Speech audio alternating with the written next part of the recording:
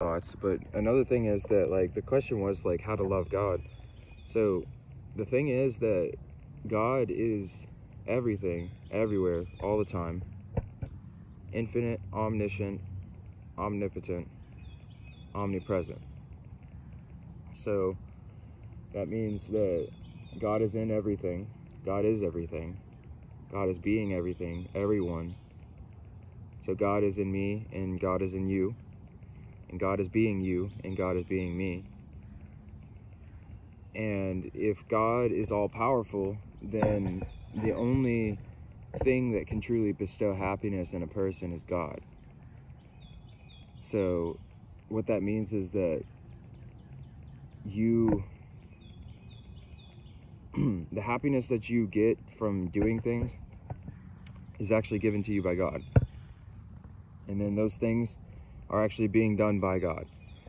And the outcomes that you don't like are done by God. And then the person who doesn't like the outcome is also God. And so once when you get into this space of headspace, then you start to get into a space where you basically start to dissolve your sense of yourself, and yourself kind of dissolves into that sense of God. And then you start to realize that, first of all, in order to have happiness, you have to love yourself. And then in order to love yourself, you start to try to do things for yourself in order to be selfish, meaning like you'll try to find as much pleasure as possible, and you'll try to like allow yourself to feel as much comfort and all these other things. And then you eventually will realize that that actually doesn't bring happiness, because it's limited happiness. So then you start to think like there's got to be some sort of way to be able to experience unlimited happiness. There's got to be some sort of way to be able to experience what it's like to not have the happiness go away. And the way that you start to do that is to take away all of the comforts and the happiness, the things that you thought were bringing you happiness. You start to take all those things away. And then search in yourself what it is that you thought that was bringing you happiness in those things.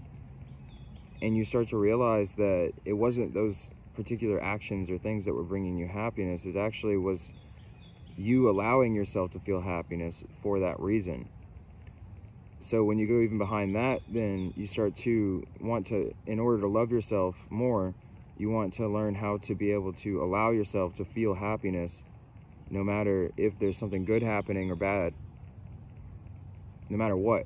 So you end up trying to turn on happiness feelings in yourself by just doing nothing. Or you take away things that you thought were making you happy, not because you want to torture yourself, but because you want to find happiness beyond those things. So you take away the comfort, you take away the sex, you take away the power, you take away the opulence, the money, all of these things, the food, all these things. You limit your food down, you start to not excessively use your energies, you start to and then like once all these things start to happen, then all of a sudden you start accessing these sources of energy that are beyond these material things. And you start to see that there is a source of energy that is completely beyond all of these different things that we thought was actually giving us energy. And then that experiential thing, meaning experiencing that, is the start of proof of something that's beyond your body. And then you start to kind of expand your identification to something that is beyond your body and beyond your mind. And you start to realize that God is just a word, God, but God, the infinite, all-present, omniscient consciousness, is infinite power, infinite glory, might, light, love, all these things. So in order to really love yourself, you have to connect to that, because that is all that there is. So once you start to do that, you start to realize that really the only way for you to love yourself is to love God. And that's when you start to truly love God, because you're not at that point loving God as an outside thing, but you're loving God as yourself.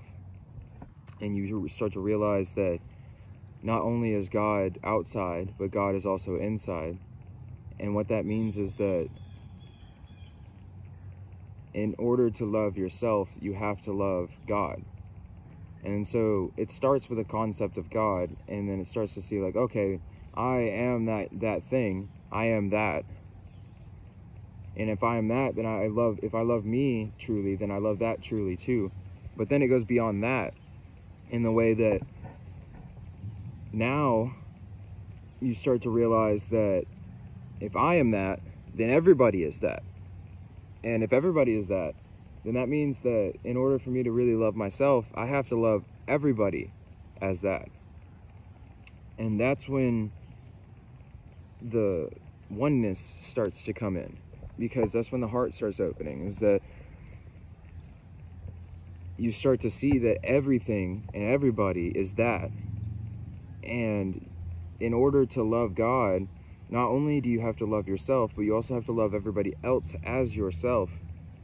Because in God, in its perspective, everybody is itself. And in order for you to merge back into that perception or perspective, you have to see everybody as being yourself, and then love everybody as portions or aspects of your own self. Like if you imagine that this lifetime is like, it's your lifetime, in the way that imagine that you used this body, not this body, but like you use this entire lifetime as kind of like a movie in a way. And in that movie, what it is it's trying to show you, because this is a self-created thing, so everybody around you is part of yourself, showing you different aspects of yourself. And the point of the game or movie or whatever is to literally recognize all of these other aspects of yourself and love them for what they are, and to not particularly try to change them, but to act in a way that causes them to change their ways, dependent on seeing how much better the other ways are.